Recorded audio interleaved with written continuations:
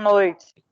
Vamos lá. Olha só, na última aula nós vimos um pouquinho sobre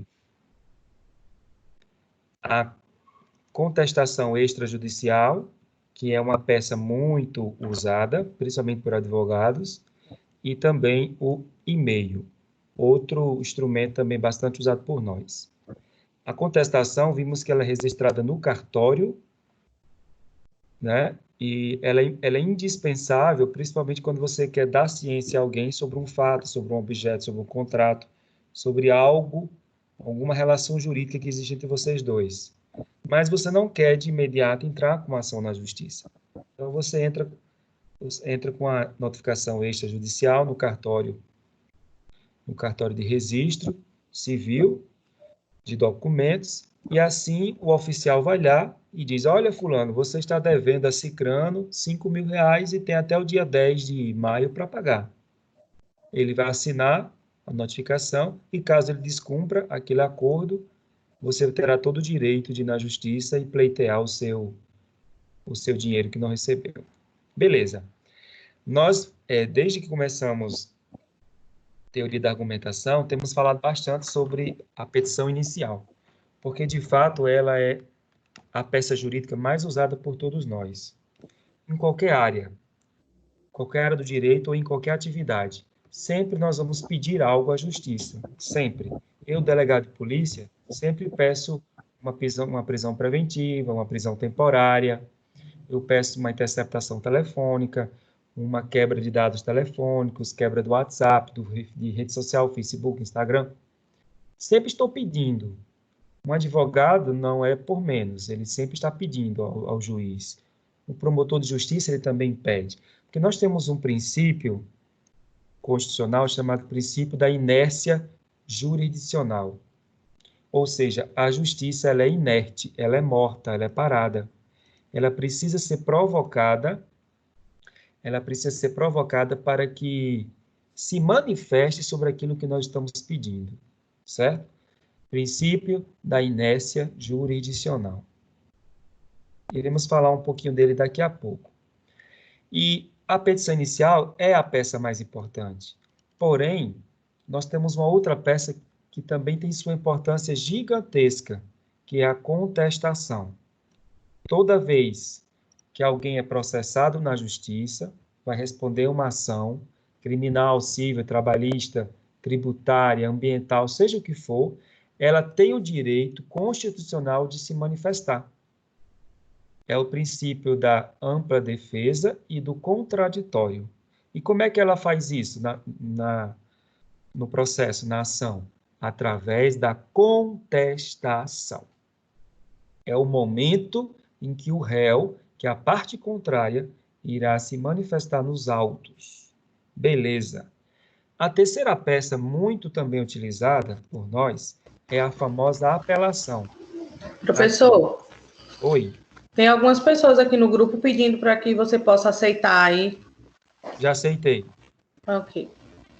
Já aceitei. É porque vai chegando aos pouquinhos, aí eu vou apertando aqui o botãozinho. A terceira peça é a apelação.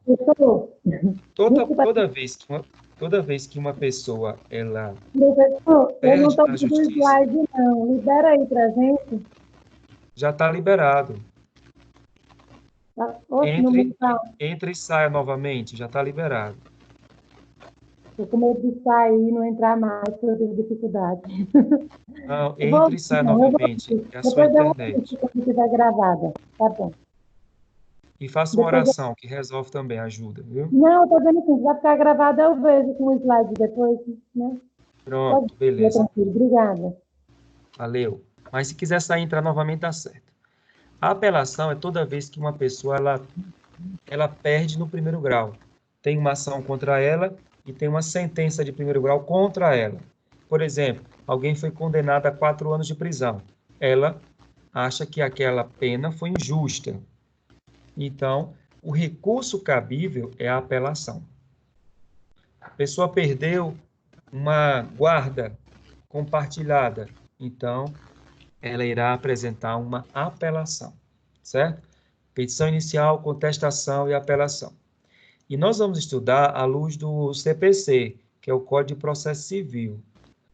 E esse CPC ele é tão importante, inclusive, lembrando, ele é de 2015, ele é novo. O anterior era da década de 40, era um Código de Processo Civil muito antigo, e nós tivemos uma mudança agora, em 2015. O pai desse processo civil foi o ministro, um dos ministros do Supremo Tribunal Federal, que eu estou tentando lembrar o nome agora, é aquele que é do Rio de Janeiro, e ele conseguiu aprovar esse CPC novo em 2015 no Senado e na Câmara, e ele é aplicado não só para o direito civil, mas também para o direito administrativo, para o direito tributário, porque são normas que se aplicam a todos os tipos de processo. Inclusive, alguns aspectos são até aplicados no processo penal, como e também no processo trabalhista. O Código Penal, ele é próprio, existe um específico, o trabalhista também. Porém, as normas gerais do CPC podem e são aplicadas nos processos penais e trabalhistas, certo? Futuramente nós vamos estudar sobre eles. Beleza, vamos continuar. E vamos iniciar com a petição inicial.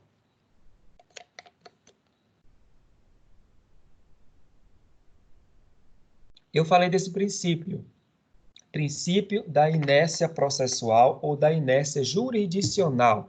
Ele está previsto aqui no artigo 5º, no inciso 55, no inciso 35 da Constituição e também no artigo 2º do CPC, no Código de Processo Civil.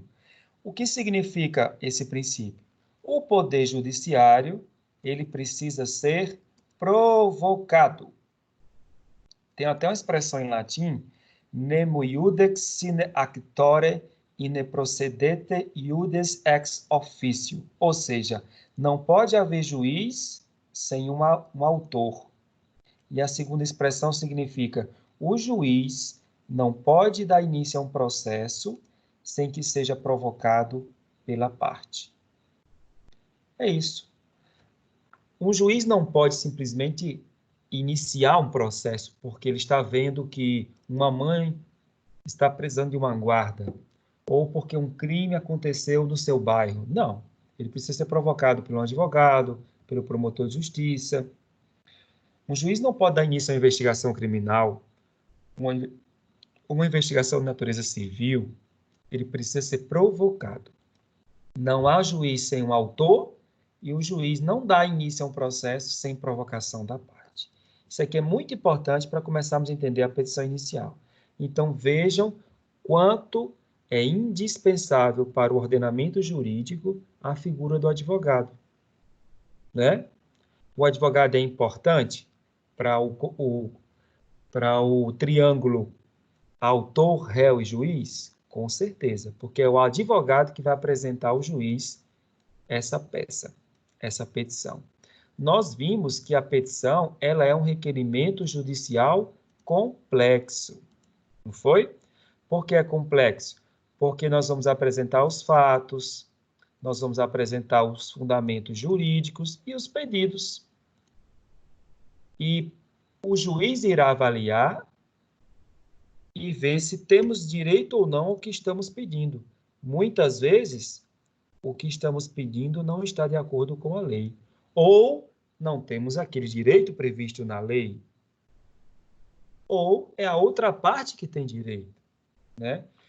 O artigo 192 do CPC, ele diz que o português é obrigatório nas petições iniciais, nas peças jurídicas. Ah, isso aqui é chover numa molhado, é redundante falar. Não, não é. Porque é o seguinte, se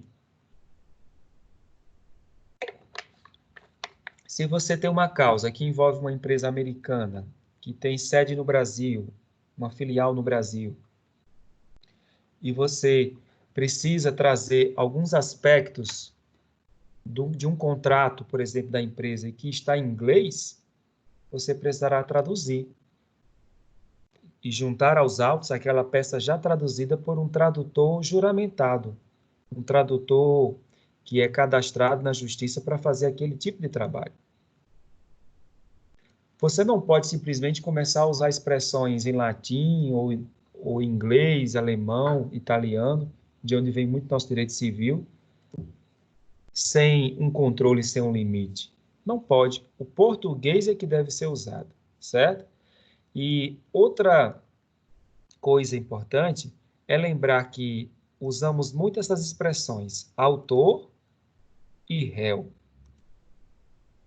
Autor é aquele que pede. O réu é aquele contra quem se pede. Claro que a depender do tipo de direito que você está lidando, essa nomenclatura muda. Por exemplo, autor, aquele que pede, é no direito civil. Já autor no direito penal é aquele que pratica o crime. É diferente, não é? É aquele que pratica o crime, que vai se tornar um réu. Lá, aquele que pede pode ser o delegado ou o promotor, ou às vezes a própria vítima. Mas no direito civil, autor é aquele que está requerendo, e réu é aquele contra quem se requer algo. A petição tem que ser clara, tem que ser objetiva, concisa e coesa. Não pode encher muita linguiça, escrever demais, colocar textos enormes de jurisprudência, doutrina, porque o juiz não lê. O juiz vai direto para os pedidos, certo? Vamos entrar então agora quais são os requisitos essenciais e indispensáveis para a petição inicial. Estão previstos no artigo 319 do CPC. Muito importante isso aqui. Muito, muito, muito, muito. Esse artigo 319 é o artigo mais importante quando estamos estudando a petição inicial. Olha o que diz. A petição inicial indicará, inciso 1, o juízo a que é dirigida. Inciso 2, os nomes, os prenomes, o estado civil, a existência de união estável, a profissão, o número de inscrição no CPF ou no CNPJ, o e-mail, endereço eletrônico, o domicílio, a residência do autor e o do réu. O fato, os fundamentos jurídicos do pedido, o pedido com as suas especificações, o valor da causa, as provas com que o autor pretende demonstrar a verdade dos fatos e a opção do autor pela realização ou não de conciliação ou mediação. Nesses 7 incisos, tem toda a estrutura de uma petição inicial. Toda. Toda. Vamos ver um por um, tá? Quando ele fala o juízo a que é dirigida, ele está falando de quê? Endereçamento. Ou também chamado de vocativo, certo? É para quem você está dirigindo sua petição inicial. Pode ser um juiz de primeiro grau, pode ser um tribunal.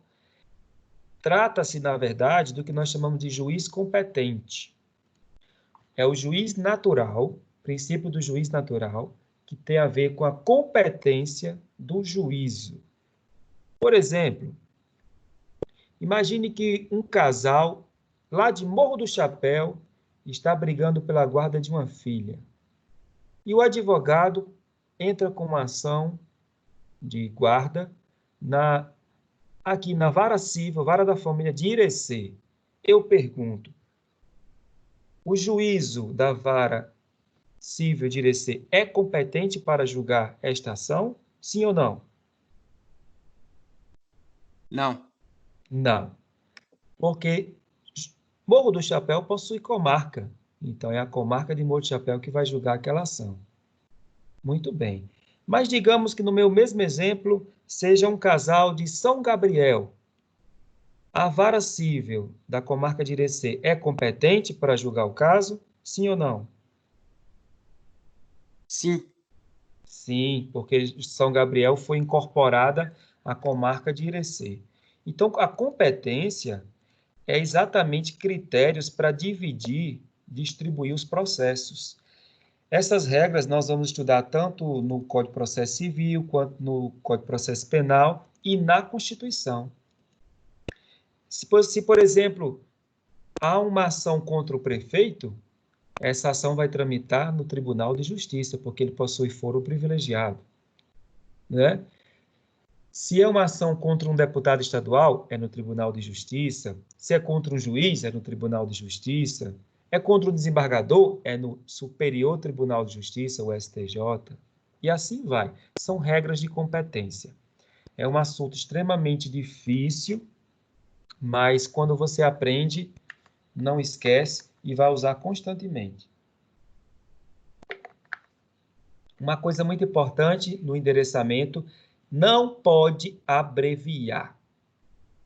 Nada de EXMO ou EX bolinha, não pode, certo? A peça é informal. Outra detalhe é que você deve deixar um espaçamento entre 6 a 8 linhas entre o endereçamento e o início da petição, que é os dados do autor, certo? Porque normalmente o juiz faz um despacho aqui entre essas linhas, ou se cola a etiqueta do protocolo da petição inicial.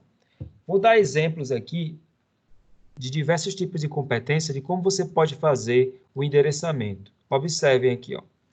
Por exemplo, se for uma ação de competência da Justiça Estadual, você pode começar excelentíssimo, não abrevia, senhor, juiz de direito da... Como às vezes tem várias varas, aí você coloca tracinho, vara civil, vara criminal, da comarca de Irecê, Bahia. Aqui estou falando de vara. Vara, justiça simples, comum, vara civil, vara criminal. Agora imagine que é o juizado especial. Excelentíssimo senhor juiz de direito da tracinho, vara do juizado especial civil ou criminal da comarca de Morro do Chapéu. Entendeu? Comarcas pequenas, elas têm vara única. Então, ela é uma vara mista. Ela tramita tanto os processos cíveis quanto criminais, como também processo do juizado, cível ou criminal. Então, quando for vara única, você coloca juiz de direito da vara única da comarca de Central, por exemplo, lá é vara única. Ações de competência da Justiça Estadual, beleza? Agora, imagine comigo ações de competência da Justiça Federal. Justiça Federal, ela tem a competência de julgar os processos onde a União ela é autora ou ré. A União ou suas autarquias ou empresas públicas da administração direta ou indireta. Então, por exemplo, se você quer processar a Caixa Econômica Federal, terá que ser na Justiça Federal. E como é que seria? Olha só, excelentíssimo senhor juiz, olha a diferença, aqui diz assim, né, de direito, né, na Justiça Estadual, aqui já diz, ó, juiz federal. Vou até marcar aqui para vocês verem o destaque, ó. Juiz federal da vara civil ou criminal, não se chama comarca, se chama seção ou subseção judiciária de Irecê, da Bahia, depende da nomenclatura que se usa. Ou se for da vara do juizado especial, excelentíssimo senhor juiz federal, da vara do juizado especial civil ou criminal, da seção, subseção judiciária de. Veja que é diferente da forma como você faz o endereçamento para a Justiça Estadual. Bem diferente, certo? Beleza. E se for uma ação da competência da Justiça do Trabalho? Aqui em Irecê nós temos Justiça do Trabalho. Excelentíssimo senhor juiz do trabalho, da tracinho vara do trabalho de Irecê, certo? É simples, mas um se chama juiz de direito, juiz federal e aqui juiz do trabalho, né? E como é que seria uma ação de competência da Justiça Eleitoral? Excelentíssimo senhor juiz, não precisa colocar de direito ou federal, porque às vezes pode ser um juiz federal ou um juiz estadual que estará sendo o titular daquela zona eleitoral, dá tracinho zona eleitoral de nome da cidade, Irecê, Bahia. Beleza? Compreenderam os exemplos? Gostaram dos exemplos? Mamão com açúcar. Sim. Mamão com açúcar, bom demais. Leitinho de menino. Vamos lá. Agora, veja, o segundo requisito, segundo o artigo 319, é a qualificação das partes, né? Observe que o CPC diz o que tem que ter, né? Então, primeiro você qualifica o autor. Nome, prenome. Prenome é o sobrenome. Nacionalidade, estado civil. Nacionalidade aqui, eu estou falando de brasileiro, peruano. Tem a ver com o país que ele nasceu. Estado civil, só existe, ó. Existe solteiro, casado, divorciado. Uma vez que você foi casado e divorciou, você não volta a ser solteiro. Você passa a ser divorciado. Divorciado e união estável. Agora, isso aí é errado, viu? Oi? Isso é errado, porque você deveria voltar à titularidade de solteiro. Mas o Código Civil diz que você, uma vez casado, vai levar essa maldição até o cemitério. E vai ficar queimado também, porque ninguém quer homem divorciado, já sabe que não presta. Misericórdia. Olha o preconceito. Bora mudar de assunto. Escolaridade. Não, professor? Eu tô brincando. A escolaridade, Viúvo, normalmente professor, você entra, coloca viúvo. ensino fundamental. Viúvo. E viúvo também é estado civil. Na escolaridade, você pode colocar ensino fundamental completo, ensino fundamental incompleto, ensino médio completo ou incompleto, e ensino superior completo ou incompleto. Né? Depois vem a profissão é importante. Vem o CPF. Se for uma empresa que estiver no polo de autor, é o CNPJ, e também seria a inscrição estadual em vez do registro, em vez da identidade. A residência, ou no caso da empresa, a localização da empresa. O e-mail. Isso aqui foi uma inovação do CPC. Por que o e-mail? Que a tendência é que até as citações, intimações, futuramente, sejam através de e-mail eletrônico. A Justiça do Trabalho já consegue até intimar ou citar por WhatsApp e por e-mail, porque é uma justiça que é 100% digital. Todos os processos são digitalizados, não existe papel, né? E, em seguida, após a qualificação, você indica a presença do advogado. Oi? Eu queria que o senhor falasse na residência, que lá atrás fala residência e domicílio. Eu queria que o senhor falasse aí, diferenciando. Não sei se vocês estão estudando Direito Civil 1? Não, né? Ainda não. Vocês vão estudar a diferença entre residência e domicílio no Direito Civil 1. Mas residência é onde ele considera que é o seu lar. Então, deve ser apenas um. Domicílio pode ser vários. Ele pode ter um domicílio eleitoral que é em outra cidade, pode ter um domicílio de trabalho em outra cidade. Digamos que ele mora em Irecê, mas vota em Salvador. Então, o domicílio eleitoral dele é Salvador. Ele mora em Irecê, mas trabalha em São Gabriel. Então, o domicílio de trabalho dele é São Gabriel. Então, residência é o local onde se mora, onde ele considera que é o seu lar. E domicílio pode ser vários, onde ele exerce suas atividades. Beleza? Então, você coloca residência porque é onde ele vai ser encontrado, né? Principalmente para a questão de intimação, citação do processo. Depois que você qualifica o autor, você vai agora mostrar a presença do advogado. E sempre a petição ela vai estar acompanhada de uma procuração. Depois você qualifica o réu. Da mesma forma, se você tiver todos os dados, coloque do réu. porque facilita na sua identificação e localização. Terceiro requisito seria o nome da ação. Normalmente, nós colocamos isso aqui bem centralizado, né? Por que você coloca centralizado? Para poder destacar. Algumas pessoas colocam assim, ó, dentro de uma caixinha, pintam a caixinha de cinza, de verde, não tem problema. Coloque em caixa alta, coloque em negrito, não tem problema. Mas é importante você colocar o nome da ação em destaque. Por exemplo, ação de indenização por danos materiais, ação de repetição de indébito, ação de alimentos provisórios, ação de cobrança, entendeu?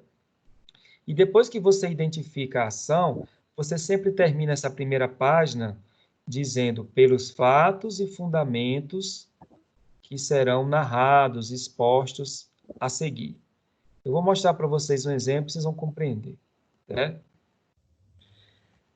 Depois vem o famoso dos fatos, que é o quarto requisito aqui da inicial. É onde você vai descrever em ordem cronológica como aconteceu aquele evento. Aquilo que você está descrevendo que precisa ser protegido pelo direito, né? Exemplo, se nós estamos falando aqui de uma ação de cobrança, imagine que você é dono de uma empresa. Então, você vai narrar que fulano de tal comprou em sua loja 50 sacos de cimento, porém, deu um cheque que, infelizmente, não tinha fundos e a pessoa ficou devendo aquele valor pago pelo material e tal. Você vai contar todo o acontecimento. Fulano de tal comprou uma TV 32 polegadas, ao chegar em casa e ligou, percebeu que ela estava com defeitos. Ao levar na assistência técnica, foi informado que se tratava de um vício do produto, que ele já veio desta forma da fábrica, porém a loja, bem como a empresa responsável pela TV, não quiseram devolver o dinheiro ou entregar um novo produto, você está então pedindo uma indenização por danos materiais e morais. E morais, quem sabe. Esses fatos, as pessoas perdem muito tempo escrevendo demais. Escreva só o que interessa. Só o que interessa. Depois, nós vamos para o coração da petição, que é a fundamentação. Nós chamamos isso de consequência jurídica. Você narrou um fato. Qual é a consequência jurídica advinda do que você acabou de narrar? Se você comprou uma TV, ela está com um defeito, um vício, não lhe foi entregue o dinheiro e não te entregaram também uma nova TV, qual é a consequência jurídica que você tem? Você teria direito a uma nova TV, você teria direito a uma indenização, você teria direito à restituição do dinheiro pago, não é? Isso é a consequência jurídica. Então, fundamentar, abra bem os ouvidos nesse momento. Fundamentar juridicamente é diferente de fundamentar legalmente, certo? Porque muitas vezes a pessoa apenas coloca na petição o artigo daquele direito que a pessoa tem. Porém, não é isso. Não é colocar o artigo. O artigo, o juiz conhece. O juiz conhece o direito, se presume isso. O que você precisa é fundamentar juridicamente, é dizer que, diante do fato que você narrou, a pessoa tem direito a isto e aquilo, pois a lei assim o garante. Não precisa ficar copiando Ctrl+C, Ctrl+V a lei, porque o juiz sabe. E você só deve usar doutrina e jurisprudência em casos que são complexos e controversos. Eu vejo petições simples de uma guarda compartilhada, a pessoa coloca 5 páginas de jurisprudência. Para quê? O juiz não lê. Mas se você está lidando com um caso que é difícil, complexo, controverso, que ainda não existe uma jurisprudência pacificada ou uma doutrina unânime, você pode, então, usar. Certo? O coração da petição é a fundamentação jurídica, que é diferente de fundamentação legal. Não esqueça. O sexto requisito, de acordo com o 319, o pedido vincula a sentença proferida pelo juízo competente. Eu quero que vocês abram aí, eu sei que vocês estão com computadores abertos, abram o CPC. Basta digitar no Chrome, no Chrome ou no Mozilla, CPC. Abram aí o Código de Processo Civil. Podem abrir aí. Isso, eu estou abrindo aqui também. Quem abriu, dá um Ctrl F. Dá um Ctrl F e digita lá arte, do jeito que está aqui, ó, ART.141, porque ele já vai direto. Pronto, já estou aqui no meu. 141. Olha o que diz o artigo 141. Acompanhe comigo a leitura. Coloca como, Aí, professor? Desculpa aí, Oi. coloca como? É para colocar Oi? como? Viu? CPC e o quê? Não, eu tô só dando um macete de como você vai direto no artigo. Você dá um Ctrl F e digita ART, que é artigo, ponto 141. Mas você pode puxar a bala de rolamento e ir até ele. Não tem problema. Faça como você achar melhor. O artigo 141 diz o seguinte: o juiz decidirá o mérito nos limites propostos pelas partes, sendo-lhe vedado conhecer de questões não suscitadas a cujo respeito a lei exige iniciativa da parte. Ou seja, o pedido que você faz na inicial, ele vincula o juiz. Então, se você pedir R$5.000, o juiz não pode te dar 5.001. O juiz pode te dar 4.000, mas ele não te dá a mais do que você pediu. Ele pode te dar menos, mas nunca mais. Ele vincula. Se você pediu, por exemplo, que a guarda fosse compartilhada, o juiz não pode, na sentença, dar uma guarda unilateral. Ele sempre vai dar aquilo que você pediu, né? Outro artigo muito importante está aqui no 322 e o 324. Vamos ler. 322 e 324. Acompanhe comigo. Esses artigos são fundamentais para a gente entender 319, 141 e agora 322. O pedido deve ser certo. É o que diz o 322. Compreendem-se no principal os juros legais, a correção monetária e as verbas de sucumbência, inclusive os honorários advocatícios. Parágrafo 2º. A interpretação do pedido considerará o conjunto da postulação e observará o princípio da boa-fé. Eu não posso pedir lá nos meus pedidos da inicial, quero uma indenização por danos morais. Sim. Qual o valor que você quer? Esse pedido que você está pedindo é incerto e é indefinido. O juiz não vai te dar nada. Eu percebi que muita gente, nas petições que fizeram naquela primeira atividade, colocaram assim, pedidos incertos. Não existe isso, pessoal. O pedido tem que ser certo. Quero indenização por R$10.000 em virtude de um dano material que eu sofri. Pronto, 10.000. Entendeu?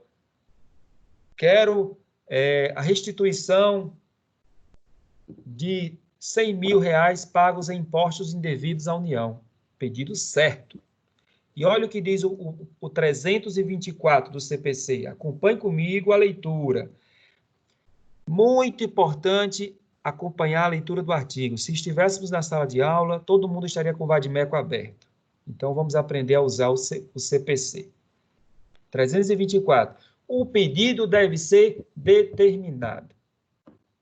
Parágrafo 1º. É lícito, porém, formular um pedido genérico. 1.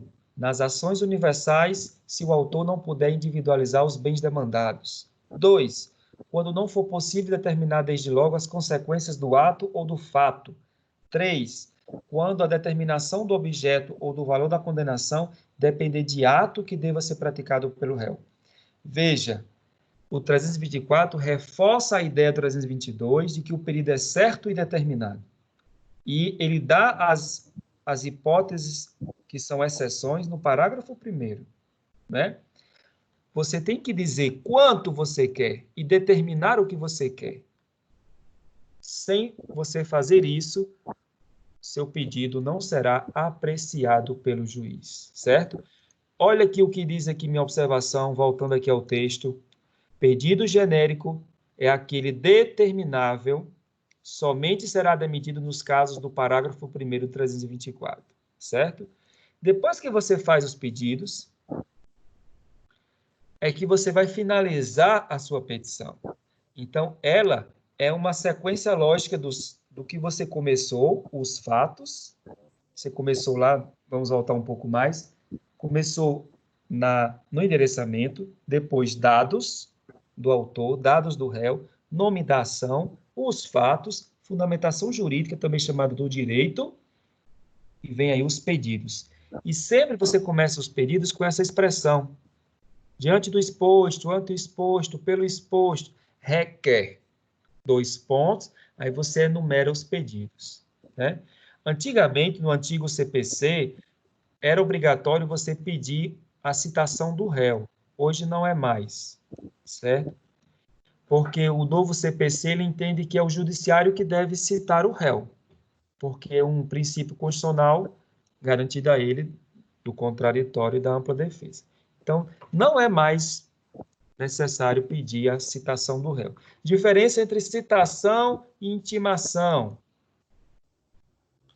A citação é quando você dá ciência ao réu de que está havendo contra ele um processo. Fulano, você está sendo processado por isto. Então, ele está sendo citado. E, naquele momento, se abre para ele um prazo de defesa para apresentar a contestação. Intimação é diferente.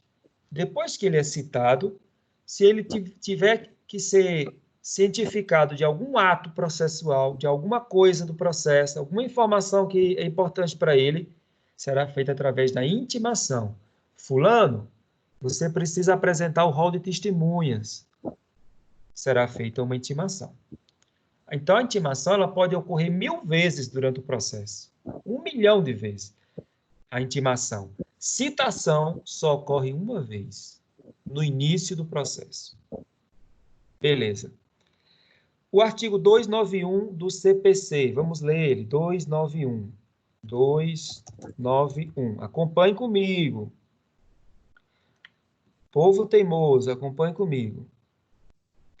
O que diz o 291? A toda causa será atribuído o valor certo, ainda que não tenha conteúdo econômico imediatamente aferível. Exemplo, pessoal. Eu estou diante de uma ação de reconhecimento de paternidade.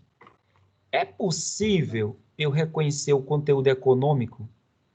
É possível aferir, medir quanto vale essa causa? Reconhecimento de paternidade? Não. O menino vale quanto? Não tem como. Não tem como eu saber. Mas o CPC diz que eu tenho que atribuir um valor para toda causa. Então, na nossa vivência jurídica, quando estamos diante de causas que não têm aferição econômica, nós colocamos o valor simbólico de um salário mínimo. Um salário mínimo. Certo? Mas quando a causa tem valor, você coloca o valor. Você coloca o valor. Por exemplo, se sua TV que você comprou foi R$2.000 e você está pedindo uma indenização de 5 mais o valor da TV, qual é o valor da causa? 7. 7, né? Então, o valor da causa, nesse caso, seria R$7.000. Certo? Voltemos ao texto. Por que é importante você colocar o valor da causa? Porque isso aqui vai implicar em 2 coisas. Primeira, nas custas processuais. Todo processo tem uma custa. O processo não é gratuito, assim, descaradamente. Para que a pessoa entre na justiça e tenha direito à justiça gratuita, ela tem que comprovar os requisitos que a lei exige. Então, um processo de alguém que pode pagar, ele incidirá as custas processuais. E é importante também saber o valor da causa, porque isso aqui interfere diretamente na competência. Se for até 40 salários mínimos, se for até 60 salários mínimos, e assim vai. Porque isso tem a ver com o juizado especial cível ou com a vara cível, quer seja na justiça estadual, quer seja na justiça federal. Beleza? Depois que a gente fala do valor da causa, o 8º requisito é sobre as provas. Sempre nós colocamos esses dizeres, que o autor pretende demonstrar as seguintes provas dos fatos alegados. E aí ele coloca quais são as provas. Por exemplo, prova testemunhal, prova pericial, cópia da certidão de nascimento, cópia da procuração, cópia da escritura pública, prova documental. Toda prova é admitida no direito. Pode ser utilizada, testemunhal, documental, pericial, não importa, certo? Desde que seja admitida pelo direito. Beleza. Depois das provas, vamos para o 9º requisito. Observaram que lá tem 7 incisos no 319 e eu já estou no 9º requisito? Exatamente. Então, eu estou trazendo mais requisitos do que exigidos pelo 319, pelo CPC. O CPC diz que nós temos que optar pela conciliação ou pela mediação, né? É na inicial que você vai colocar exatamente se opta. Por quê? Porque a ideia é que coisas simples se resolvam na conciliação, que não gere um processo civil, gere todo um gasto da máquina pública para que, ao final, chegue-se à mesma decisão que poderia ter sido decidida numa audiência de conciliação ou mediação, né? Professor, Então, o CPC fala que a busca pela mediação e conciliação é um dos objetivos do novo CPC para evitar a judicialização de conflitos simples, que podem ser resolvidos de forma dialogal, de forma bem mais conciliatória, né? Alguém ia perguntar alguma coisa? professor, referente à ordem, a ordem sequencial aí dos itens da petição, eu observei que o valor da causa fica aí, parece-me que no 7º, parece-me. Do E por que 7º. os advogados habitualmente colocam ele por último, o último? É raro isso? Pode ser invertido? Não, não é errado, não. É apenas costume. Como também é costume, a formatação e tal. Algumas coisas aqui nós estamos falando que são erradas, como, por exemplo, abreviar. Abreviar o endereçamento é errado, porque o CPC diz que é para escrever o nome por extenso, Excelentíssimo Senhor. Mas a ordem sequencial não é um erro, não. É apenas um costume. Mas eu gosto de colocar essa sequência numerada até para facilitar a compreensão. E também, quando você aprende como fazer certo, você evita fazer futuramente o errado, né? Professor, Oi. e o valor, aí no caso, pode colocar no pedido, porque o pedido é a sexta, não é isso? O valor da causa é o Não, 7º. não, pedido é uma coisa, valor da causa é outra. Quando você diz aí, quer indenização do valor de 10 mil reais em virtude de tal coisa, Sim. aí seria Não, o pedido. você não tem problema. Você colocar lá nos pedidos que requer uma indenização de 10 mil reais pelo dano material, está lá no pedido, é um item. Depois desse, lá embaixo você escreve valor da causa, aí coloca 10 mil reais. Mas é um item separado, certo? É. Eu vou mostrar na prática já para vocês. Falei sobre a prova, conciliação. O CPC ele busca mediação ou conciliação para evitar a judicialização de conflitos, né? Olha 2 exemplos como você pode colocar. Se você quiser colocar na peça, você pode fazer assim: requer-se a designação da audiência de conciliação nos termos do artigo 319, inciso 7º do CPC. Nesse caso, o autor ele quer conciliação, né? Mas digamos que o autor não queira.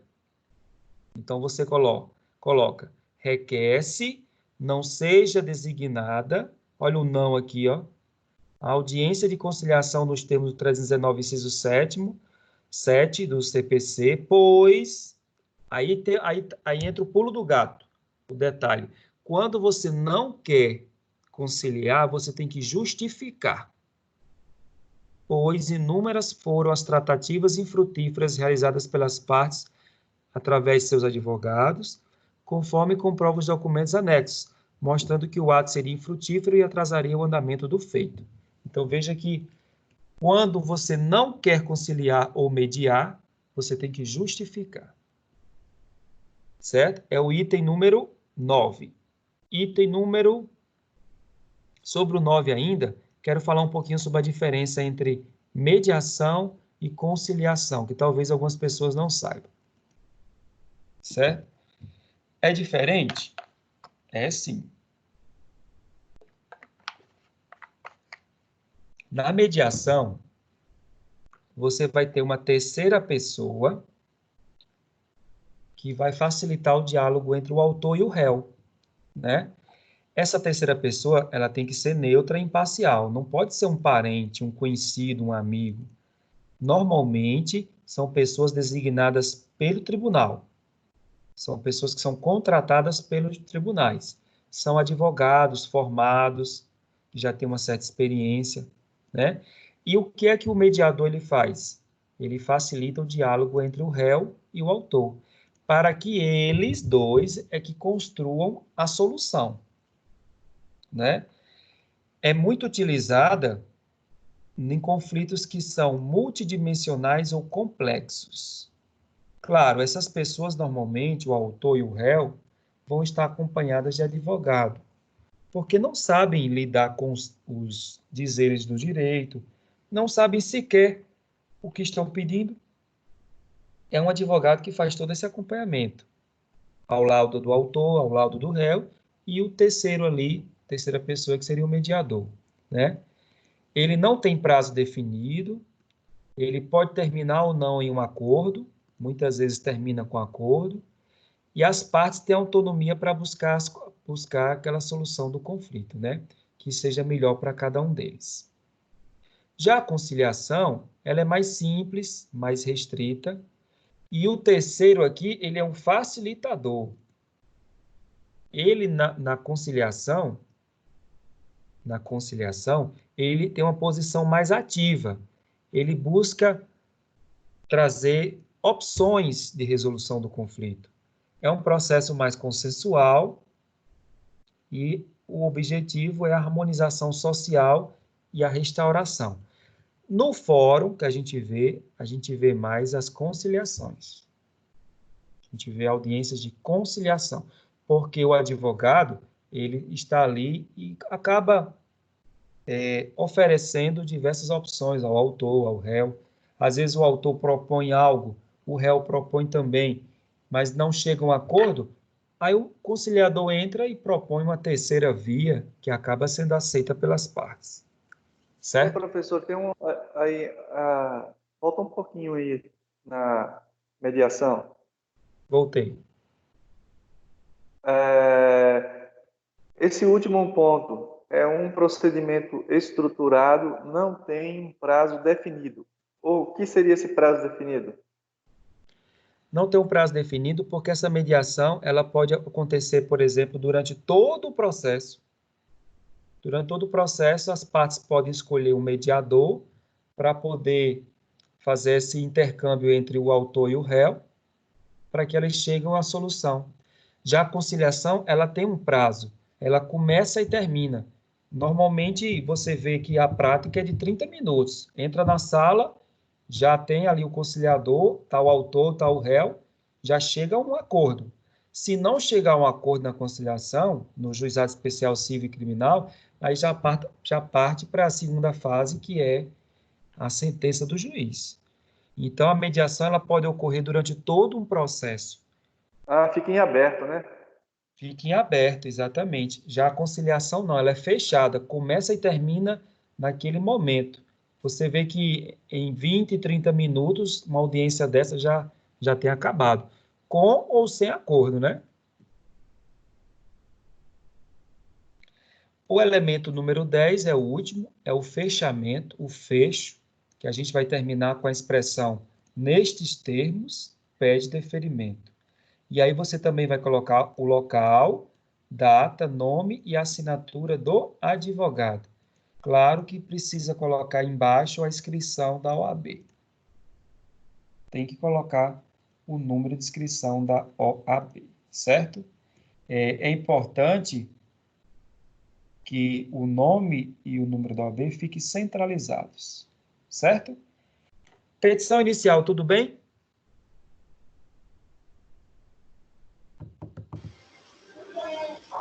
Tudo. Vamos ver uma? Vamos ver uma? Deixa eu abrir aqui um material para te mostrar para vocês uma petição. Já mostrei várias, mas vou mostrar mais uma. Professor, o número Oi. da OAB vem abaixo da assinatura ou pode ir na frente? É embaixo, nome, Francisca da Silva Rocha. Aí embaixo, OAB, número tal. Ok. Certo? Estou procurando aqui um exemplo de para mostrar para vocês. Quem já trabalha com isso não tem dificuldade de visualizar, né?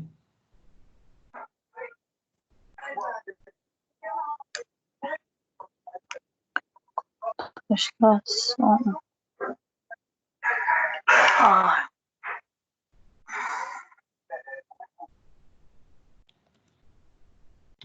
Aqui uma petição inicial.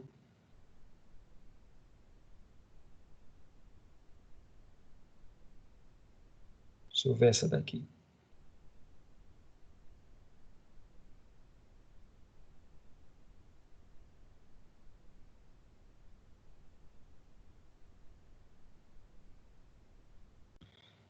Pronto, essa aqui eu já mostrei para vocês. Vou mostrar outra aqui.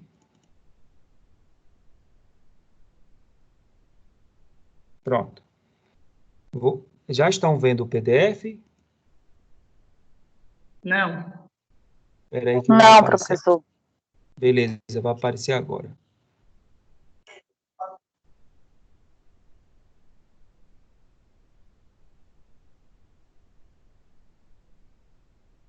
Pronto, já estão vendo? Ainda não. Apareceu? Eu tô vendo. Agora foi. Eu tô vendo. Sim.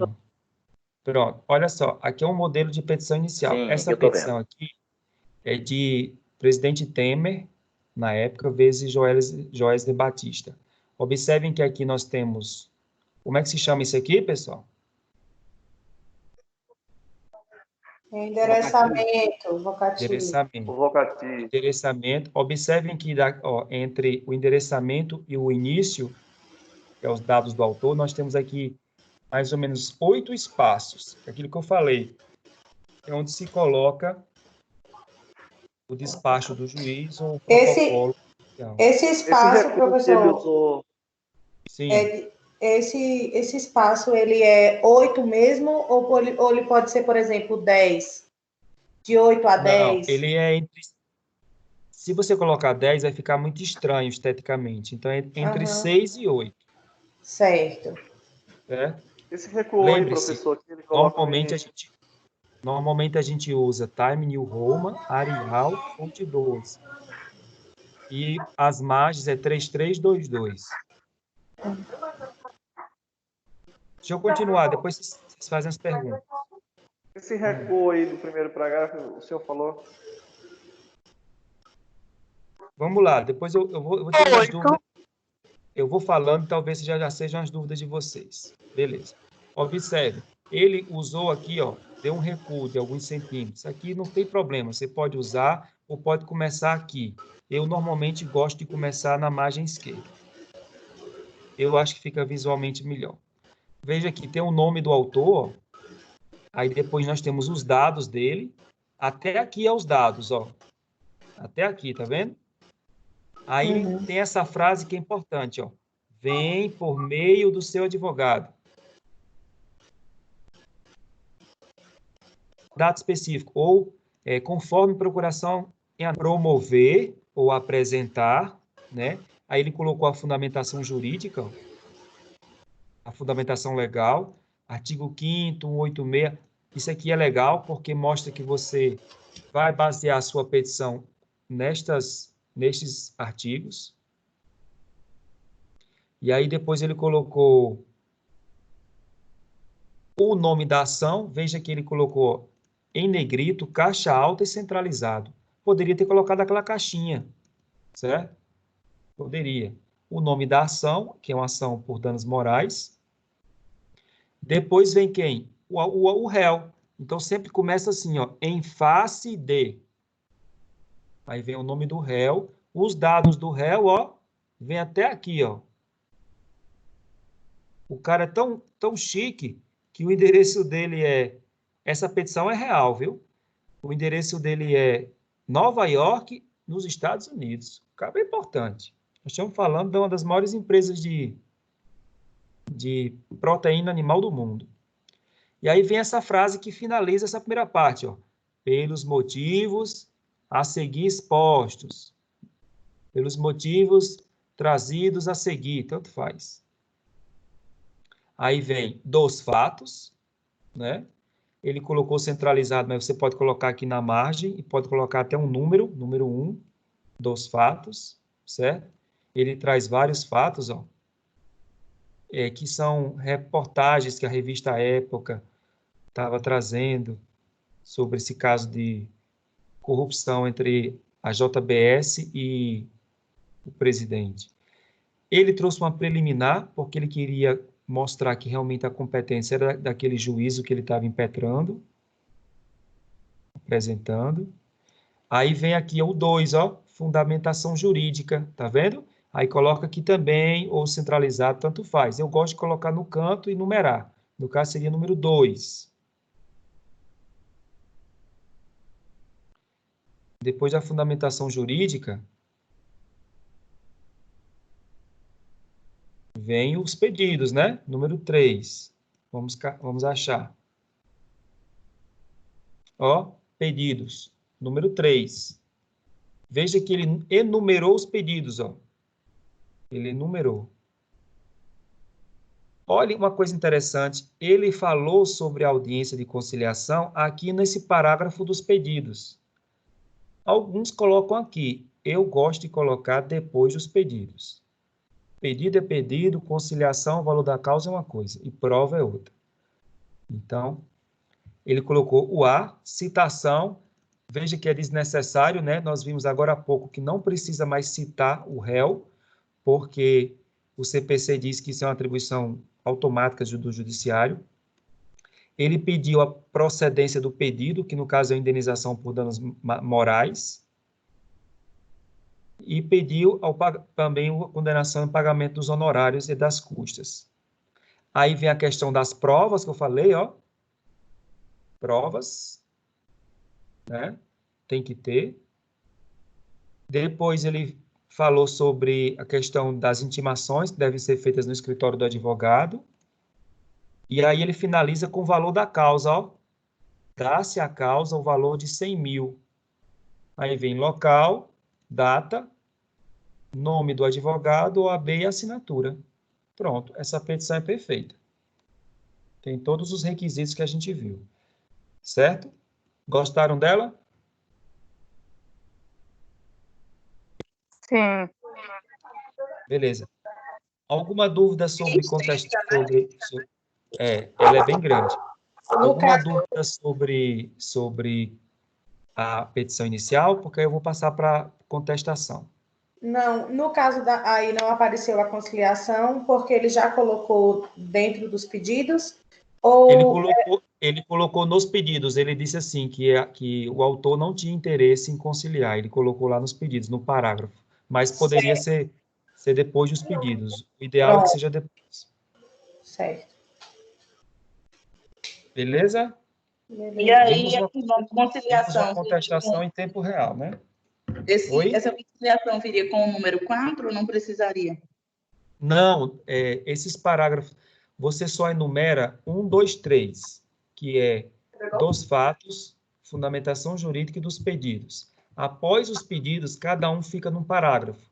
Você coloca o parágrafo Você coloca um parágrafo para conciliação ou mediação, depois um parágrafo para as provas e o terceiro parágrafo é o valor da causa. Aí depois vem um fecho, nestes termos pede deferimento, local, data e assinatura. E OAB. Beleza? Não mandei você pegar, não. Não mandei você pegar. Tem alguém gritando aí. Deixa eu ver quem é para eu calar essa pessoa agora. Não mandei você pegar, não. Gabriela. Já Gabriela Zuadenta. Já calei ela. Desculpa, professor. Gabriela, fique quieta, minha filha. Vai estudar. Vamos lá. Segunda peça. Hoje é muito direito, hein? Hoje vai ser Vou cozinhar o juízo de vocês. Hoje, a gente vai ver agora a contestação. Como eu falei, a contestação é a defesa do réu. É a defesa do réu. É o momento em que ele vai apresentar seu contraditório, sua defesa, né? Ele vai contrapor tudo aquilo que foi alegado pelo autor na inicial. Se o autor na inicial diz, por exemplo, que o pai não permite que a mãe visite seu filho, e aí a mãe vai então apresentar nesse momento sua defesa. Não, ele permite, tá? Ou seja, é o momento em que ele vai destruir todos os argumentos fáticos trazidos pelo autor, né? E ele pode apresentar toda a matéria de defesa, todas as razões de fato, as razões de direito, e também trazer as provas. É o que diz o 336. Vamos ver? 336. Outro artigo importante. Artigo 336 do CPC.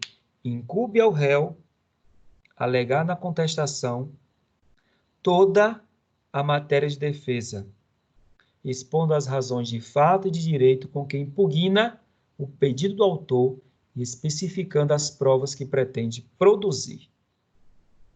Então, o réu ele também produz prova, porque não é o fato de alguém ter entrado com a ação que quer dizer que ela tem razão, que a verdade está com ela.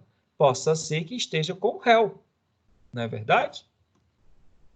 Então, é na contestação que ele vai se defender, certo? É o que diz o 336. E ele pode apresentar o que nós chamamos de preliminares, antes de começar a sua defesa. É o que diz o 337. 337, artigo bem grande, mas vamos ler. Incumbe ao réu, antes de discutir o mérito, alegar inexistência ou nulidade da citação. Ele pode dizer, senhor juiz, eu não fui citado. Ou a citação é inválida. Ele pode. Isso ele faz como um elemento preliminar, antes do mérito. Ele pode dizer sobre incompetência absoluta o relativo, inciso 2. Acompanhe comigo a leitura dos incisos. Cabecinhas de prego. Acompanhe comigo. Incompetência absoluta ou relativa. Ele pode dizer, senhor juiz, o senhor não é competente para essa ação. Ele pode apresentar a incorreção do valor da causa. Ele pode dizer, a causa não tem esse valor, é este. Ele pode mostrar que a petição inicial, inciso 4, é inepta. Essa petição não tem os requisitos do 319.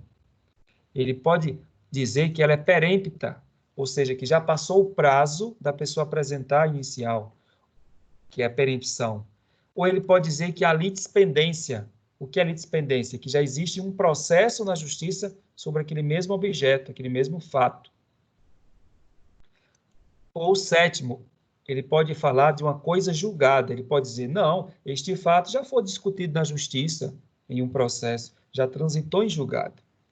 Ele pode dizer, no inciso 8º, que há conexão, não, senhor juiz, já existe um processo sobre um fato que tem a ver, que é conecto com esse, então acredito que este processo também deve ser julgado juntamente com aquele, é o que nós chamamos de conexão. Ele pode falar que a parte, inciso 9, é incapaz ou que existe um defeito de representação. A pessoa é incapaz, ou ela é menor de idade, ou ela tem problemas mentais, é incapaz, não está representada. Ele pode apresentar, no inciso 10, uma convenção de arbitragem. Por exemplo, existe um contrato entre a empresa e o cliente, se houvesse um conflito, não seria resolvido na justiça, mas sim através de um árbitro, de uma câmara de arbitragem. Ele pode falar sobre a urgência de legitimidade ou de interesse processual. Essa pessoa, ela não poderia entrar com essa ação porque não tem interesse nessa causa. Pode falar sobre a falta de caução ou de outra exigência que a lei determina, é o inciso 12, e o 13, que foi concedido indevidamente à justiça gratuita. Então, veja que o 337, ele pode alegar antes do mérito, é o chamadas de preliminares. Voltem ao texto. Preliminares. Quem faz isso? O réu. Onde? Na contestação. Quando? Antes do mérito. Antes dele se defender do mérito, certo? Antes de sua defesa. Quais são os elementos estruturais de uma petição? De uma contestação? São semelhantes à da petição, mas tem algumas diferencinhas. Primeiro, endereçamento é igual. No caso, claro, esse endereçamento tem a ver com aquele da petição inicial, né? Porque o processo já está em curso, já está em andamento. E aí, entre o endereçamento e o início, você coloca uma referência que é o número do processo, o número dos autos. Quando você for qualificar as partes, você não precisa qualificar igual você qualifica na inicial, porque já tem no processo. Então, basta você colocar a expressão autor e réu já qualificado nos autos. Basta apenas indicar o nome e o prenome e usar essa expressão. Autor ou réu já qualificado nos autos, certo? Lembra que a inicial começa com os fatos? Aqui você começa com o resumo da inicial. Aqui você sintetiza os fatos, sintetiza os fundamentos jurídicos e sintetiza os pedidos que foram formulados. É o número 1, é o tópico número 1 aqui da sua contestação. É um resumo de toda a petição inicial. Depois vem aquelas famosas preliminares que eu acabei de falar, que são arguidas antes do mérito, que estão no 337, muito importante. Depois vem o mérito, que é a fundamentação, né? Aqui ele vai contrariar todos os fundamentos fáticos e jurídicos que foram trazidos pelo autor. Somente usar a doutrina e jurisprudência quando o assunto for divergente ou for complexo. O pedido, ele deve pleitear a improcedência dos pedidos formulados na inicial. Se o autor pediu indenização de R$10.000, então, que seja julgado improcedente o pedido de indenização requerido pelo autor no valor de R$10.000. Vem o parágrafo das provas. Aqui ele tem que mostrar quais as provas que ele vai apresentar. Pode ser testemunhal, documental, pericial. O fecho, nestes termos, pede deferimento, do mesmo jeito que a gente viu na inicial. Depois vem local, data, nome e assinatura do advogado e a inscrição na OAB. Beleza? Vamos ver uma contestação?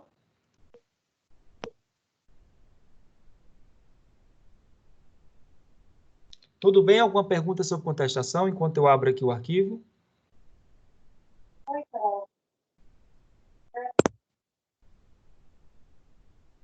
Alguma pergunta sobre contestação? Ei, professor. Oi. No momento da contestação, é preciso ter o cuidado de esgotar toda a defesa, né? Porque uma vez passada, aí já não tem mais como fazer. É isso mesmo? Ou pode lá na frente trazer a defesa, algo que não trouxe na contestação? Hoje, no novo CPC, se entende que o seu primeiro momento é na contestação, que você tem que arguir todas as preliminares e se defender. Porém, se no curso do processo surgir um fato novo, você pode apresentar novamente. Fato novo, né? Um fato novo. Algo que surgiu já durante o processo. Certo?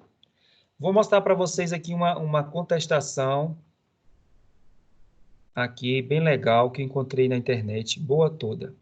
Deixa eu mudar aqui a apresentação.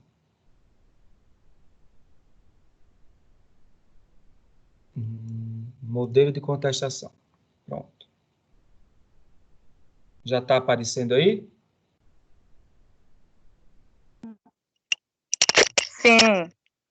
Muito bem. Vamos lá. É hoje que a cobra vai fumar. Acho bom. Vamos lá, vamos estudar. Observe que a contestação, ó, ela tem um endereçamento, que é Vara Civil de Piracicaba, porque foi nessa vara que deram entrada na inicial. Lembra que eu falei que entre o endereçamento e o nome aqui que começa, vai entrar agora a referência do processo? Olha aqui, ó, o número do processo. Tá vendo? 2015, né? Aí vem, ó, Bruno Prata. Bruno Prata aqui é o réu, né? Aí coloca já qualificado nos autos do processo, porque não precisa repetir, cuja ação lhe move o Partido dos Trabalhadores, ó, o PT. Então, o PT, ele é o autor. Vem respeitosamente à presença de Vossa Excelência, ou através de seus advogados, apresentar o que ele vai apresentar? Contestação. Legal, colocou centralizado dentro da caixinha. Eu gosto assim, ó, porque o juiz bate o olho e sabe o que é. Aí, aquela famosa frase, né? Pelos argumentos apresentados a seguir. Pronto. Aí vem, lembra que eu falei síntese da demanda? Síntese da inicial. Olha aqui é o número 1, ó.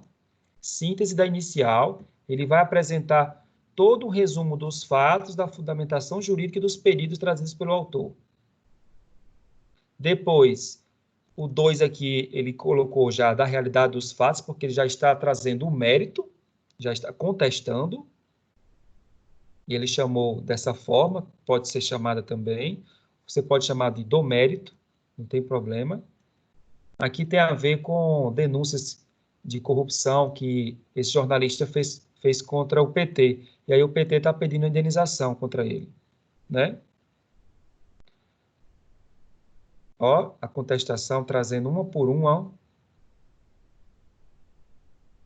Veja que interessante, eles colocam de vermelho, colocam de amarelo, porque eles gostam de destacar dessa forma, certo? E aí vem a parte 3, aí ele trouxe aqui, ó, da inexistência de danos, ainda tem a ver com o mérito, ele apenas dividiu em tópico, porque é uma contestação grande. Veja que ela tem 35 páginas.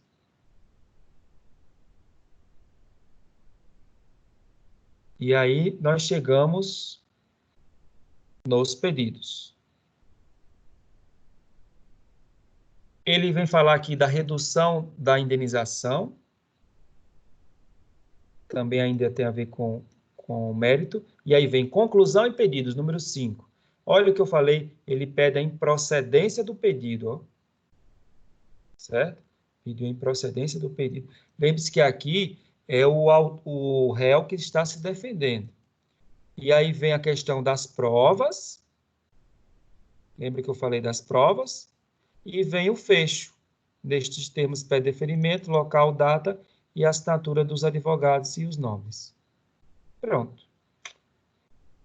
E essa é interessante, essa contestação, ela foi trazida, foi apresentada no Tribunal lá de Justiça de São Paulo de forma eletrônica, por isso que ela aparece com essa etiquetazinha assim do lado, ó, porque eles assinaram através de token, né?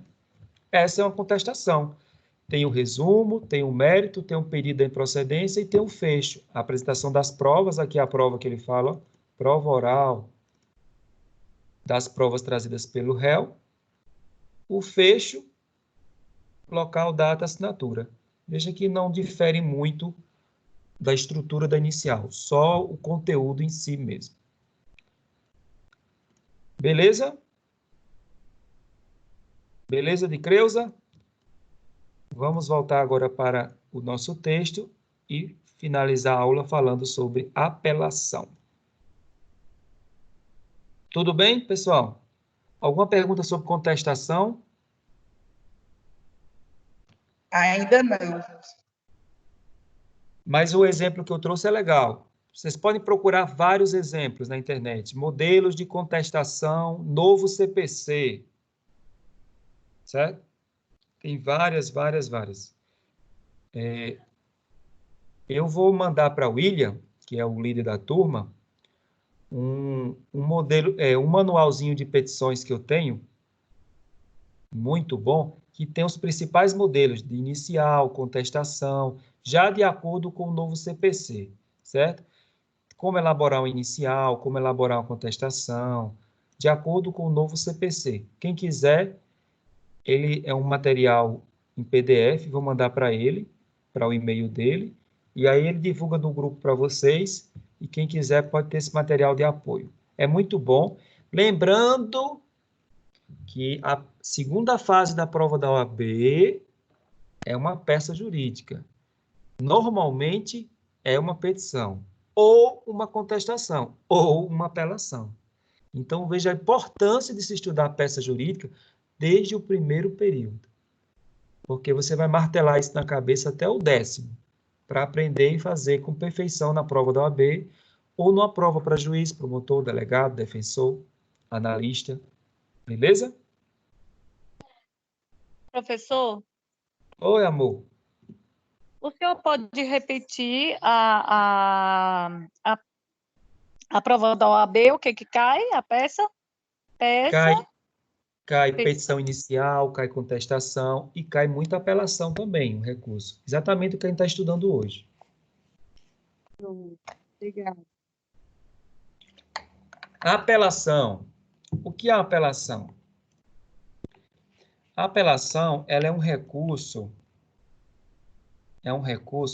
processual. Toda vez que houver uma sentença proferida por um juízo de primeiro grau, certo? Essa apelação, ela vai buscar a reforma ou a invalidação daquela sentença. Digamos que o réu não se conformou com a decisão judicial, então ele vai pedir a invalidação. Ou ele quer apenas reformar aquela decisão judicial, ele vai pedir a reforma. Interessante é que aqui diz, ó, essa sentença ela pode ser com ou sem resolução do mérito, porque em alguns casos o juiz ele nem sequer vai analisar o mérito, o conflito. Ele já vai extinguir o processo sem a resolução do mérito. Por exemplo, se houver uma incapacidade do juízo, capacidade das partes, uma litispendência, uma coisa julgada, exatamente aquelas preliminares do 337 arguidas pelo réu na contestação. Qual é a sequência processual? Essa aqui, ó. Primeiro eu tenho a petição, aí depois eu tenho o quê? A contestação. Então, aqui é o autor, aqui é o réu. Certo? Se houver audiência de conciliação, já morre aqui o processo. Se não houver, se for para realmente julgamento, nós teremos uma instrução, que é a audiência de instrução, que ela normalmente é una. Depois nós temos a decisão judicial, que é a sentença de primeiro grau, e é aqui se houver uma insatisfação, que haverá a apelação. Certo? Uma apelação. E quais são os elementos estruturais da apelação? Vamos ver o que diz o 1010 do CPC, artigo 1010 do CPC. Abram o CPC no artigo 1010.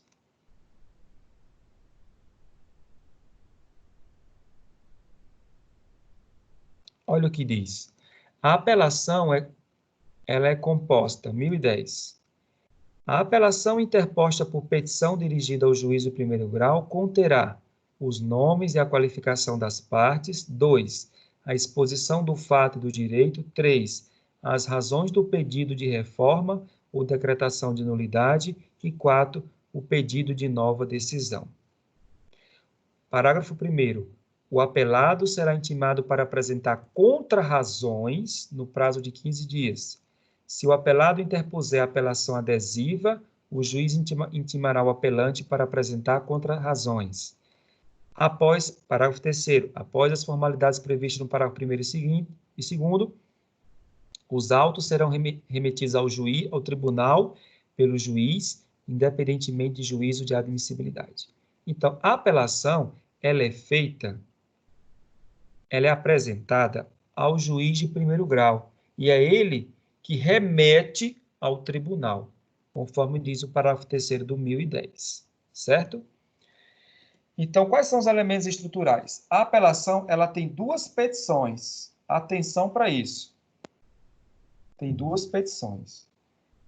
Ela tem uma petição chamada petição de interposição, e depois ela tem outra petição chamada de razões de apelação. Certo? Essa petição de interposição é aquela que você vai dirigir ao juízo de primeiro grau, aquele que proferiu aquela sentença, para que ele receba a apelação, processe e remeta o recurso para cima, para o tribunal. Qual a estrutura, então? Tem que ter o endereçamento para aquele mesmo juiz que proferiu a sentença, o número do processo, qualificação das partes, basta colocar o nome e prenome já qualificado nos autos, tem que ter a manifestação do inconformismo, aqui você chama de apelante e apelado. Lá na inicial você chama de autor e réu, aqui de apelante e apelado. O apelante vai demonstrar que está inconformado com a sentença, e por isso está apresentando o recurso. E aí você vai requerer, você vai pedir o recebimento e o processamento do recurso, da apelação, e a remessa ao tribunal, e o fecho. Nestes termos, pede deferimento. E local, data e assinatura do advogado. Essa é a primeira petição da apelação. Chama-se petição de interposição. Oi. Nesse caso, apelante, aquele que está apelando, o apelado é o réu ou é o juízo? É o réu. Ok. O juiz, ele não é chamado de apelante ou apelado. O juiz, ele é neutro, é imparcial. O apelante é o autor da inicial. O apelado é o réu, né? Agora, possa ser que em alguns momentos ocorra o contrário. Digamos que seja o réu que está recorrendo. Então, naquele momento, ele se chamará apelante. E o autor passa a ser chamado de apelado. Então, apelante é quem está pleiteando o recurso. E apelado é contra quem ele está requerendo. Possa ser que o polo, na hora do recurso, inverta. O polo passivo passa a ser ativo e o polo ativo passa a ser passivo. Compreendeu? O nome da primeira petição, petição de interposição. Beleza. E qual o nome da segunda petição? Razões da apelação.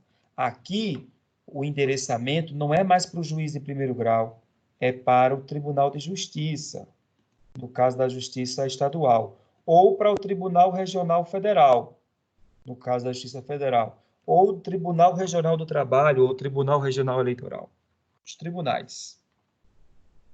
Os tribunais. Certo? Aqui o apelante, ele vai requerer ao desembargador a reforma ou a modificação da sentença, que foi preferida pelo juiz de primeiro grau, e vai apresentar as razões. Por quê? Porque ele quer reformar ou modificar aquela sentença. Qual a estrutura? Tem um título, diferente. O título é Razões de Apelação, fica centralizado. Depois do título, nós temos o nome do apelante e do apelado, certo? Temos o vocativo, normalmente esse vocativo, que é como se fosse um endereçamento, nós usamos a expressão egrégio tribunal, senhores julgadores, nobres desembargadores, colenda turma, colenda câmara, porque às vezes sua apelação ela já vai para uma turma ou para uma câmara, porque o tribunal é dividido assim. Depois você vai apresentar os fatos, que é a síntese de tudo que aconteceu, as preliminares, aquelas mesmas do 336 da contestação, quais são as razões, os motivos pelos quais você está apelando, pedindo a reforma ou anulação da sentença. Aqui é onde você vai apresentar o fundamento jurídico, o pedido, quando o apelante ele vai requerer exatamente que o recurso seja conhecido e provido e seja julgado procedente ou improcedente aqueles pedidos da inicial, e o fecho. Nestes termos, pede deferimento, local, data, assinatura. Né? Eu vou mostrar para vocês um exemplo, porque visualizando é bem melhor. É bem melhor. E a gente vai entender essas duas peças, que é a petição de interposição e as razões. Certo? Vou abrir aqui uma apelação.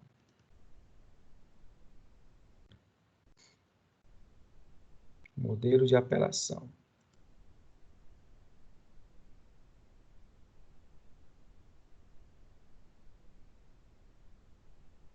Alguém tem alguma dúvida sobre a teoria da apelação? Não entendeu alguma expressão que eu usei? Ficou voando? Está querendo morrer?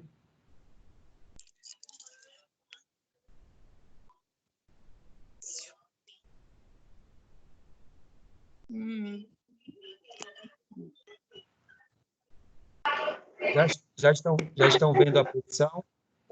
Elas já estão vendo? Está escrito Teixeira Martins, estão vendo? Estamos. Pronto. Eu estou. Pronto, é isso que eu quero que vocês vejam. Qual o nome da primeira peça? Petição de interposição, né? Então, essa daqui, ó. Veja que tem, ela é dirigida para o juiz o juízo que deu a decisão, a sentença, que está sendo questionada. É a Gabriela de novo, fazendo zoada. Espera aí. Tirei. Gabi é zoadenta, né? Deixa eu voltar aqui onde eu estava, na petição, apelação. Pronto. Professor, eu abri meu microfone. Não fui eu dessa vez, viu? Tá certo, Gabi. Um beijo. Beijo. Aí, olha só. A apelação, a primeira peça, que é a petição de interposição, ela é dirigida ao juiz que deu a sentença. Olha só. Juiz de direito da 48ª Vara Civil do Rio. Aí vem aqui o número do processo. Aqui também, ó.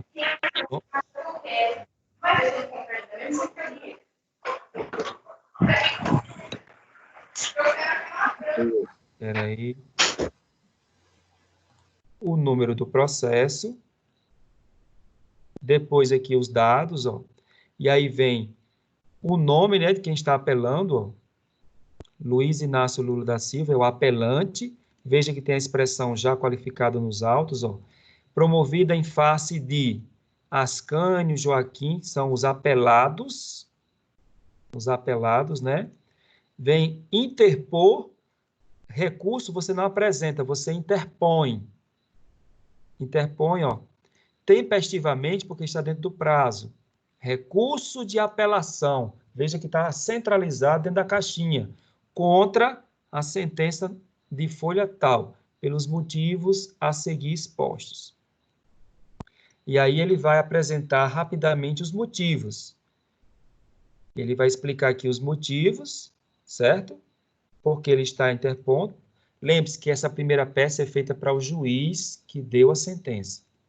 Vem o pedido para que ele receba o recurso e remeta para o Tribunal de Justiça do Rio de Janeiro. O aqui é de egrégio, é um adjetivo, até um pronome. O fecho são, nestes termos, pede deferimento, local, data e as assinaturas. Interessante que está escrito assim, de São Paulo para o Rio. Por quê? Porque o escritório é em São Paulo. Para o Rio é porque onde está a vara. Por isso que eles escrevem assim. Conhece esse advogado, Cristiano Zanin? Bem famoso, né? Essa petição é real. Depois vem a segunda petição da apelação, chamada de razões de recurso. Razões de recurso. Aqui tem o nome do apelante, o nome dos apelados. Tem o juízo ACO. O que é juízo ACO? É o juízo que proferiu a sentença. E juízo aquém é o juízo que vai decidir sobre o recurso, no caso, o tribunal. Veja que aqui tem um título. Juízo ACO é o juízo que proferiu a sentença.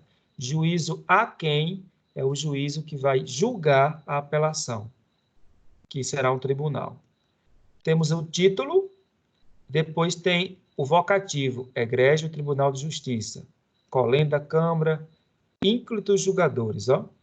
Aí aqui ele vai falar sobre as preliminares, no 1, aquelas mesmas preliminares da contestação. Ele traz algumas. Ó. Depois, o 2, ele traz a síntese de tudo que aconteceu, certo? Depois da síntese, ele vai para o mérito, para a fundamentação. Veja que é uma peça de 39 páginas. As razões, que é o fundamento. Por que ele está pedindo a reforma da sentença? Ele vai trazer aqui no 3. Ó, ele ainda traz 3.1. É uma peça linda de se ler. Esse escritório é um dos melhores escritórios do país. Esse advogado enriqueceu muito com as ações de Lula, agora da Lava Jato. Enriqueceu mesmo. Milhões e milhões de reais que esse escritório ganhou, certo? E aí vem aqui o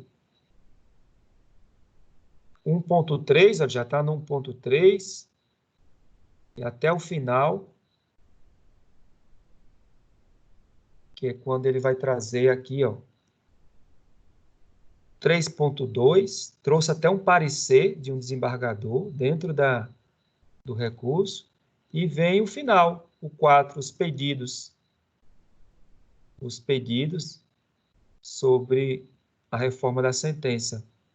E o finalzinho, que é o fecho, o local e as assinaturas, né? Quem quiser, eu posso mandar esses modelos também para o William, para vocês darem uma olhada e se familiarizar com modelos reais de como existem isso no nosso processo civil. Seria bom. Seria bom? Quem quiser, eu mando para o William também. Então, nós temos... Quero. Beleza. Sobre a apelação, nós temos 2 peças. Petição de interposição. Depois, a segunda peça se chama razões de apelação, certo? Uma dirigida ao juiz, de primeiro grau, outra dirigida ao tribunal. Eu tenho 2 problemas. Eu tenho dois problemas, 2 situações, problemas, que eu quero discutir com vocês. Como é que eu vou fazer? A gente vai ver na próxima aula, vai começar a próxima aula, trazendo uma petição e a gente vai tentar encontrar nela os erros. O que é que está faltando ela de acordo com o 316. E aí, depois que a gente fizer essa situação problema, na próxima aula, eu posto uma atividade sobre petição inicial. O que é que eu gostaria que vocês fizessem nessa semana até a próxima quarta-feira? Eu queria que vocês estudassem a fundo essa questão dos requisitos da inicial, da contestação e da apelação. Leiam o material do AVA, assistam novamente essa aula, amanhã já vai estar disponível no YouTube. Todas as aulas já estão lá no canal. E quero que vocês leiam um pouquinho sobre divórcio, quero que vocês leiam um pouquinho sobre guarda, direito civil, direito de família, sobre como é que acontece uma ação de divórcio, como é que se dá essa questão da guarda, da pensão de filhos. Leiam um pouquinho sobre isso, porque o nosso modelo, nossa atividade na próxima aula que eu vou passar de petição inicial vai ser uma que vai envolver divórcio, vai envolver alimentos, que é pensão, e vai envolver guarda de criança, certo? Quero que vocês já leiam, porque quando eu passar a atividade, vocês vão ter já lido sobre esse tipo de direito e vão ter mais facilidade para fazer. Aí, Professor, na próxima aula, a gente começa mostrando essa petição e os defeitos dela, e eu passo a atividade, e vamos dar sequência no material, que já é na unidade 4. A gente vai para a unidade professor, 4 e vamos finalizar. Diga aí, amor. pode repetir de novo que minha internet caiu e não deu para escutar direito. O que foi que você não escutou? A parte aí que você pediu para a gente ler sobre os assuntos aí, parou nessa parte. Eu vou colocar, quando eu mandar o material para o William, eu vou colocar lá para ele para relembrar vocês. Quero que vocês leiam sobre divórcio, separação, guarda de filhos e alimentos, que é pensão alimentícia. Leiam sobre isso, estudem os requisitos da contestação, da apelação e da petição inicial, para que na próxima aula a gente consiga fazer uma atividade juntos e depois eu passo uma atividade individual para cada um. Tá bem? Tá certo, obrigada. Pessoal, hoje foi muito conteúdo, bem denso. Tinha gente que dizendo que, eu quero estudar direito. Então, já começou a sentir que o pau começou a engrossar, né? Então, é dessa forma. A gente vai estudar cada vez mais essa parte do direito processual civil. As próximas 4 aulas têm a ver com isso. Nós vamos estudar sobre expressões em latim, vamos estudar sobre expressões em inglês, que são usadas nas petições. São vários assuntos que a gente vai trazer nas próximas aulas e vai, com certeza, nos ajudar a escrever da melhor maneira a nossa petição no dia da prova. Espero que essa segunda prova seja presencial, para eu ver todo mundo chorando, desesperado, porque não vai ter mais como fazer um Ctrl+C e um Ctrl+V, como fizeram na prova que foi no AVA, né? Quero só olhar os olhinhos assim de todo mundo. Meu Deus, não sei fazer a inicial. Eu disse, tenta dar um Ctrl+C, um Ctrl+V aí, ver se vai. E não vai, né? Ô, professor. Oi. Esses artigos que o senhor citou desde o começo da aula, principalmente na petição inicial e vindo para alguns assuntos mais abaixo, esses artigos são tipo uma estrutura que vai ter em toda a petição ou não? Sim, com certeza. Esses mesmos artigos? Sim, esses artigos você tem que ler e reler 1000 vezes para poder fixar mesmo na mente. Certo? Então, eles são essenciais, né? São, com certeza. Pegue seu vade-mecum e risque, que esses artigos são muito importantes. Certo? Obrigado. Tem uma aula que a gente vai ver, estou olhando aqui, que é a estrutura a gente vai estudar a fundo como é que ocorre essa questão da organização dos tribunais, como é que se dá essa parte recursal, quais são as fases processuais. A gente falou assim por alto hoje, quando estava falando da apelação, mas nós vamos ter uma aula específica sobre isso, a aula 4.2. Está até aqui, que eu estou olhando aqui. Professor, Oi, eu sei que não é dessa aula, mas eu queria ter uma dúvida com o senhor pode sobre perguntar. silogismo. Sim, é de É, lógica, é de lógica.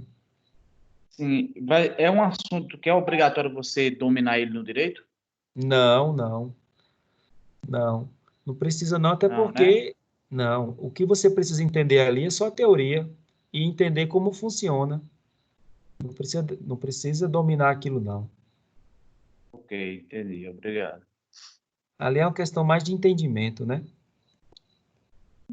Certo? A Compreendi. próxima aula a gente vai trazer uma petição com defeitos para identificarmos os erros e eu vou trazer um caso concreto para a gente procurar uma solução.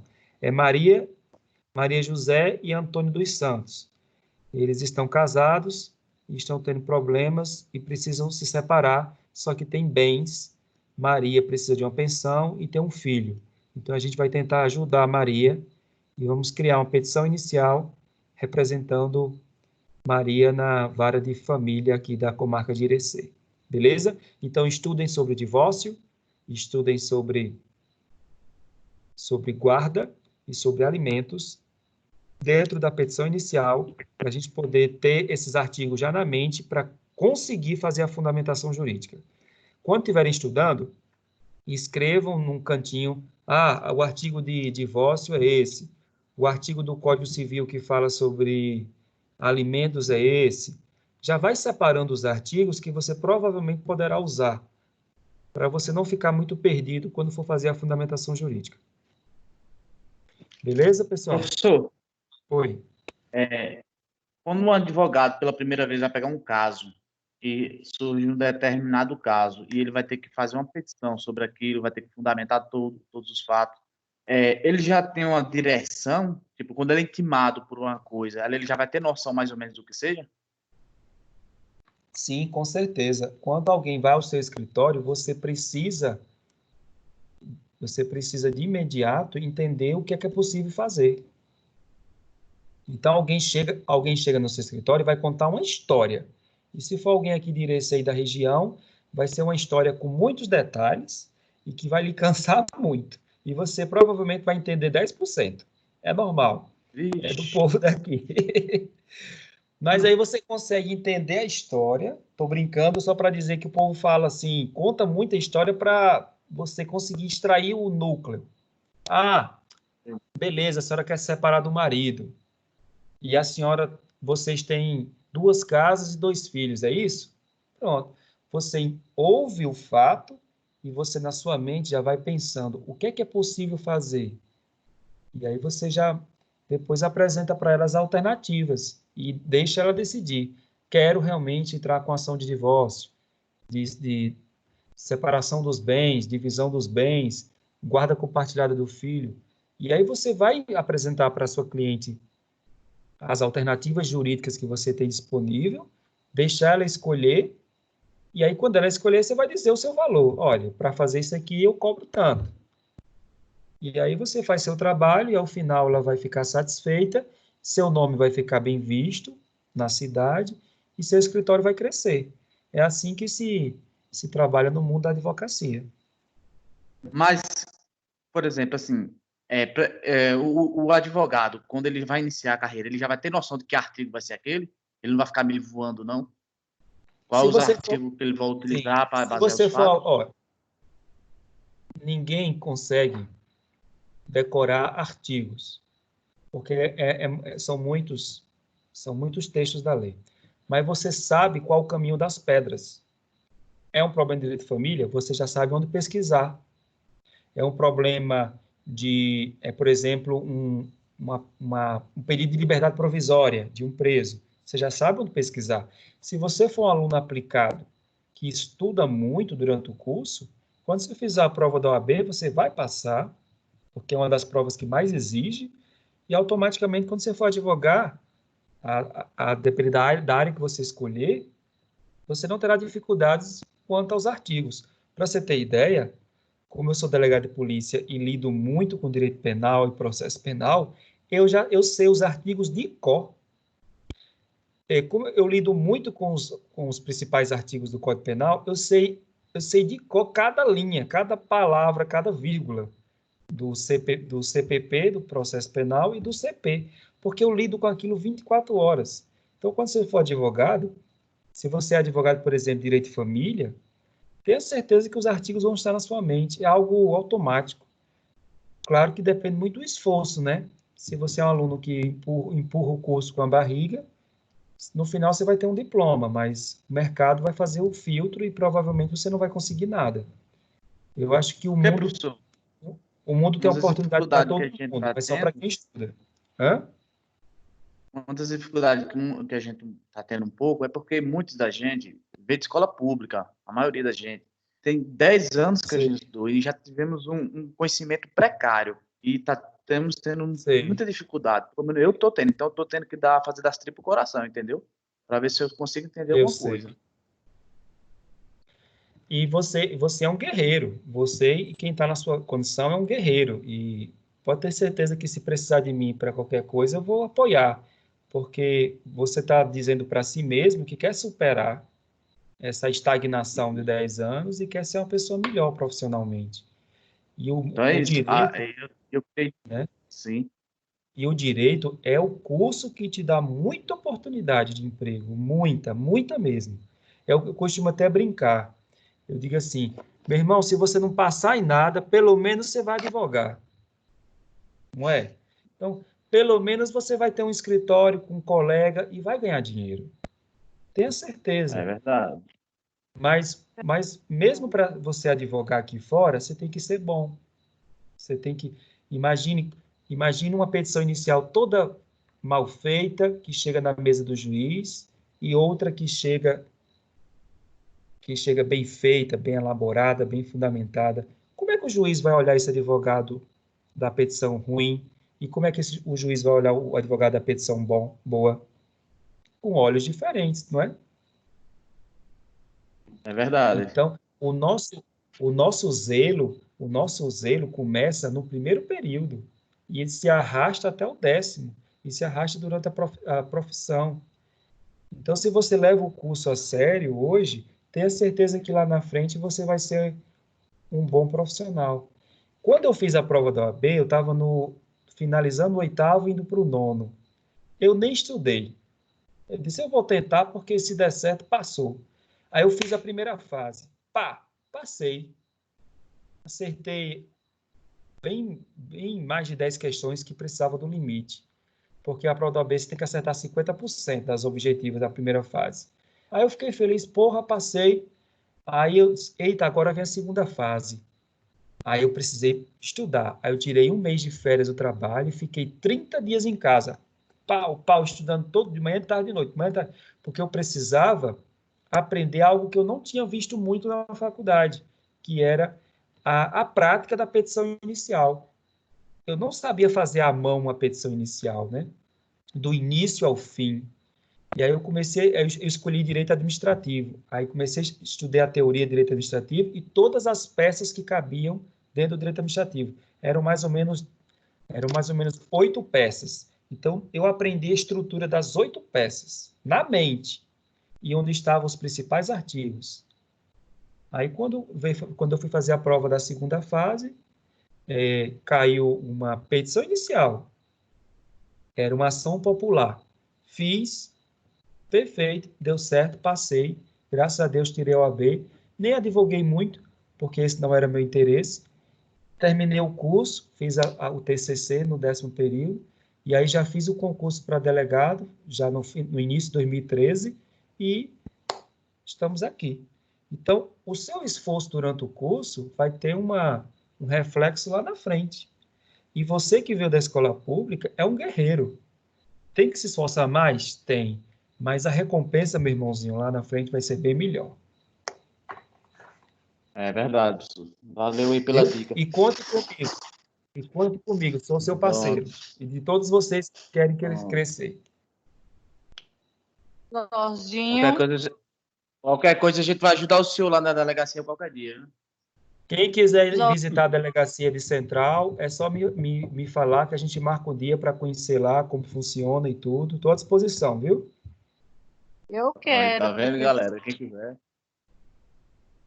Jorginho, Beleza? eu também escola pública e já estou na minha Pronto. 3ª faculdade. É só esforçar que a Eita, gente mulher consegue. inteligente.